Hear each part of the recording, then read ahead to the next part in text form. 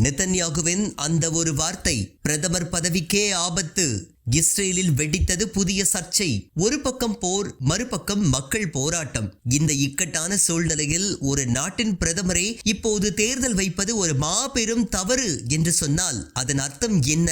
Israel பிரதமர் Benjamin நெதன்யாகுவின் இந்த ஒற்றை வார்த்தை இப்போது அந்நாட்டின் அரசியலில் ஒரு புதிய பூகம்பத்தை கிளப்பியுள்ளது. நெதன்யாகுவின் ஆட்சி இப்போது ஒரு கத்தி முனையில் தொங்கிக் கொண்டுள்ளது. காரணம் பட்ஜெட். வரவிருக்கும் மார்ச் 31ஆம் தேதிக்குள் அவர் தனது பட்ஜெட்டை நாடாளுமன்ற நிறைவேற்ற தவறினால் அவரது ஆட்சி தானாகவே கவிழ்ந்து இஸ்ரேல் ஒரு திடீர் தேர்தலை சந்திக்க நேரிடும். நிச்சயமாக நான் கவலையடைகின்றேன். நாம் ஒரு மிக நுட்பமான சூழ்நிலையில் இருக்கின்றோம் என்று பத்திரிகையாளர் சந்திப்பில் அவரை ஒப்புக்கொண்டது அங்குள்ள அரசியலின் தீவிரத்தை நமக்கு உணர்த்துகின்றது. நெதன்யாகுவின் லிக்குட் கட்சிக்கு நாடாளுமன்றத்தில் தனி பெரும்பான்மை இல்லை. அவரது கூட்டணி சில தீவிர வலதுசாரி மற்றும் மதவாத கட்சிகளின் ஆதரவோடுதான் இயங்குகின்றது. ஆனால் அவரது கூட்டணி கட்சிகளில் ஒன்றான தீவிர ஆர்த்தடாக்ஸ் கட்சிகள் இப்போது ஒரு புதிய நிபந்தனையை விதித்துள்ளன. எங்கள் சமூகத்தை சேர்ந்த இளைஞர்களுக்கு ராணுவத்திலிருந்து விலக்கு அளிக்கும் சட்டத்தை நிறைவேற்றினால் மட்டுமே நாங்கள் பட்ஜெட்டிற்கு ஆதரவளிப்போம் என்று அவர்கள் மிரட்டல் விடுத்துள்ளனர். ஒரு பக்கம் கூட்டணி கட்சிகளின் அழுத்தம்,